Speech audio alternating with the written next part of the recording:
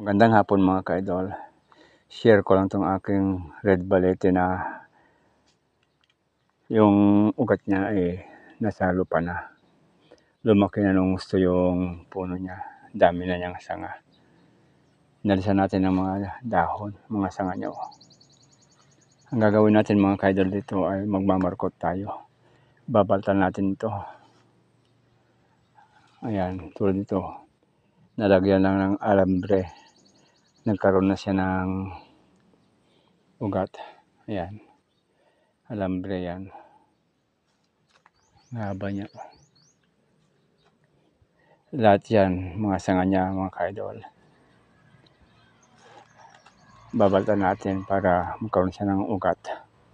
Ibobonsai natin. Pati na yung pinakapuno niya. Pag naputo na natin yung iba, hukayin na natin yan mga ka-idol. Abangan nyo na lang mga ka-idol. Ang pagmamarkot natin. Yan. Baka bukas sa suro hapon na.